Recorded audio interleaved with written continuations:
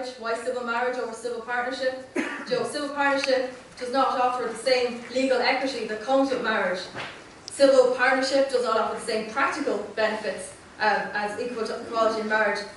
Civil partnership leads to many day-to-day problems, including outing of people.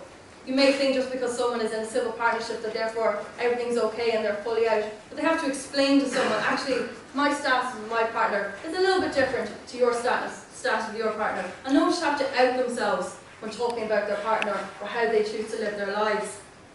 A civil partnership does not offer the same social acceptance or status as equality in marriage, and we believe it reinforces stigma and entrenches discrimination, and that's something that we can't stand for. Statistics and studies have shown that there's many benefits to marriage equality. There's better health outcomes to removing of stigmatizing laws. There's greater security and stability for same-sex couples and their family. And it bolsters marriage. I don't think it does any damage to any sort of marriage. I think it strengthens marriage because it shows that it's commitment that counts and not gender.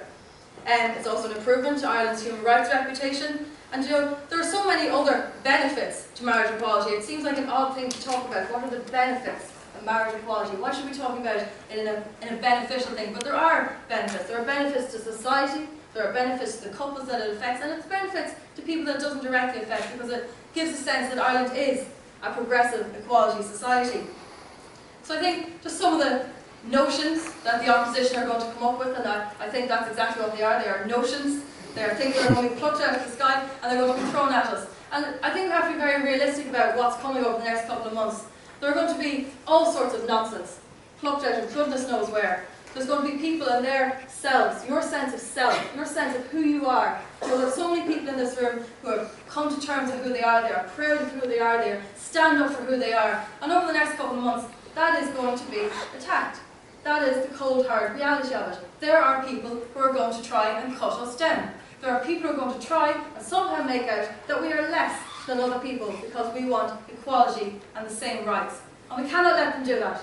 We have to stand firm. We have to stand together as a community. Students for Marriage Equality is one campaign, Yes Equality is another campaign, and there are going to be lots of campaigns towards marriage equality. But the most important thing that all of these campaigns have to be that we stand together. And we stand together arm in arm and we face head on those people who are going to try and break us down. There's going to be people throwing around things about, is marriage about procreation? And no, it's about affirming, loving and committed relationships. We allow heterosexual couples to marry even when they cannot or choose not to have children. So it's a bit of a double standard to not allow same-sex couples to marry. And also I think there's some people in this room who are in same-sex couples who have children, who have families. And I don't think by them saying that they shouldn't have families is somehow going to make that go away. They are excellent parents and they deserve to have the right to be recognised in the eyes of the law as parents and married to each other. The notion about isn't marriage a religious institution? And in Irish law, I'm pretty certain marriage is a civil institution. We allow heterosexual couples to marry, even if they're a different faith or of no faith. So again, it's a double standard to prevent same-sex marriage because some religious people believe that it will somehow get in the way of whatever they believe the notion of it is.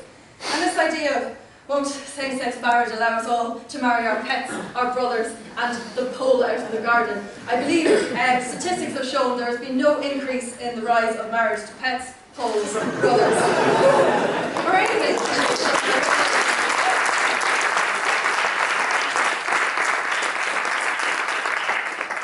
So I think we just, when I was working on this campaign and put together sort of resources, so why do we really want same-sex marriage? I narrowed it down to three very important things: community, family, and for the individual.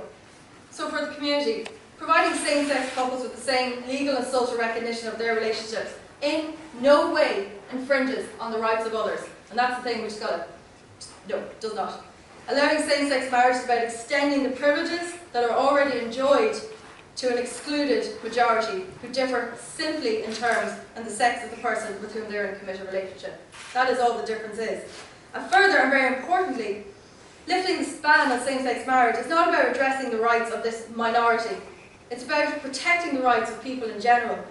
If we say exclusion to certain basic privileges is okay for some, then we're opening up the doors to introducing laws that we see fit to exclude others.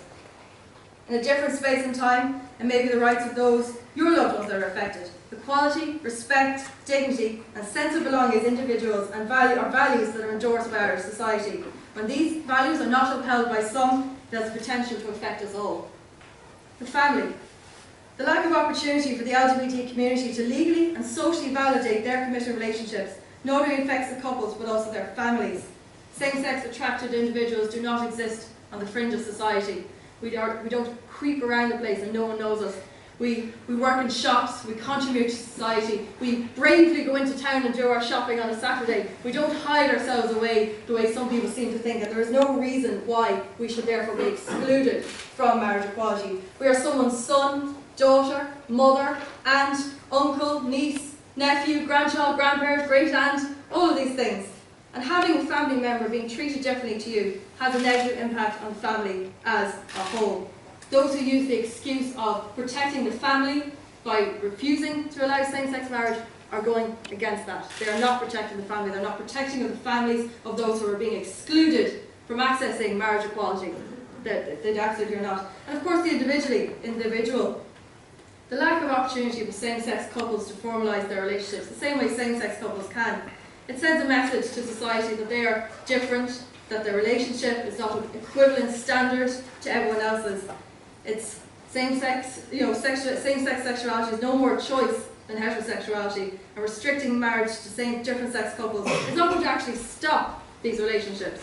I don't really entirely know where the no side are going with this, that they think if they stop marriage equality, they're all just going to poof into the sky and stop being members of the LGBT community and stop wanting to be with each other. That's not going to happen. We're going to still want to be with each other and we're going to keep fighting. I think that's something to remember, that we have a right.